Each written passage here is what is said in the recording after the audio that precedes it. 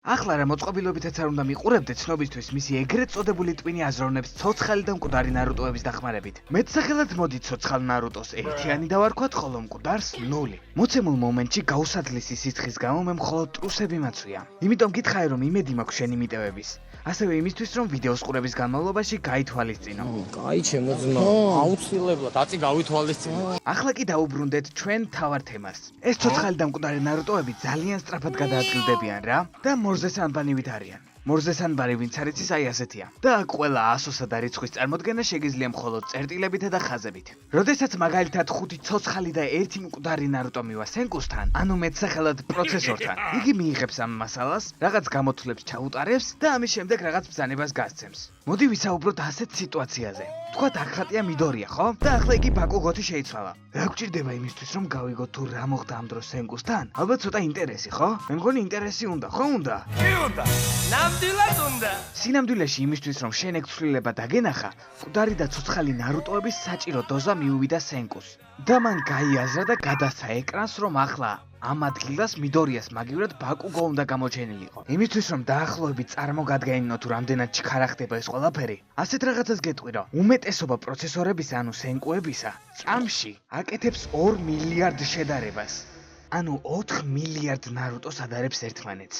2 მილიარდი დაახლოებით რო წარმოგადგენინო რამდენია? მაგალითად რო ავიღოთ ჩემი მაყურებელი, რომელიც ახლა 16 წლისაა, ის დრო რაც ის დედამიწაზეა მოვლენილი, არის სულ რაღაც 9 მილიარდი წამი და სენკუ წამში აკეთებს 2 მილიარდ შედარებას. მინატო მიმიქაროს არა?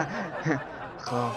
ნუ ეს დაახლოებით გასაგებია, თუმცა ახლა ჩნდება შეკითხვა. შეგვიძლია თუ არა ცოცხალი და მკვდარი ნარუტოების რაოდენობით მანიპულირება? პასუხია კი. ამ ყველაფრის გაკეთება კი შეგვიძლია ლუფის გიერით და სათვალით, რომელიც ადამიანს ტასაცლის გარეშე დაგანახებს. იმისთვის რომ გაიაზროთ თუ რატომ ასეთი უცნაური შეხამება, ამისთვის ცოტა უკან უნდა გადავხდეთ.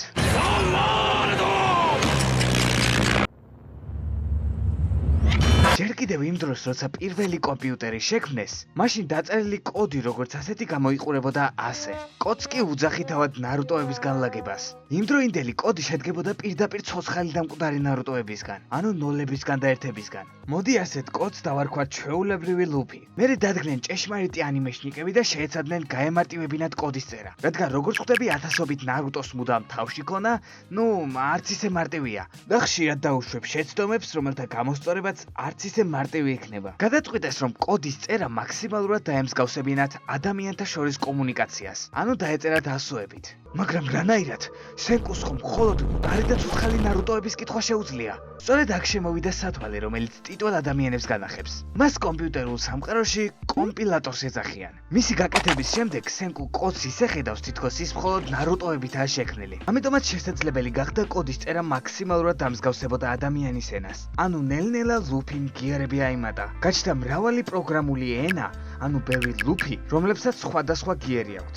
რაც უფრო მაღალი გიერი აქვს ლუფის, მით უფრო გავს ამ ენაზე დაწერილი კოდი ადამიანურს. ასეთ ენებს მაღალი დონის ენებს ეძახიან. გიერ 5-ის დონის ენა მაგალითად პითონია. აქ იმისთვის რომ კომპიუტერს ათქმევინო გამარჯობა ნარუტო, უბრალოდ უნდა დაწერო print გამარჯობა ნარუტო. ანუ დაპრინტე გამარჯობა ნარუტო და კომპიუტერი ამას იტყვის.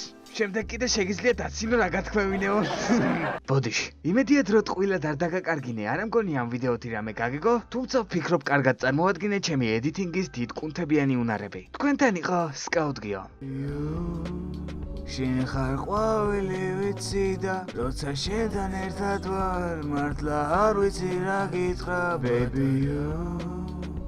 შენ ხარ ისე ჩემსავში, როცა ვარვე ჩემ თავთან, ვფიქრობ რა მინდა გითხრო, baby you. ყველაფერ ასაჩვევი ვაკეთებ მხოლოდ შენთვის, ყველაფერს და თან ყოველთვის, baby you.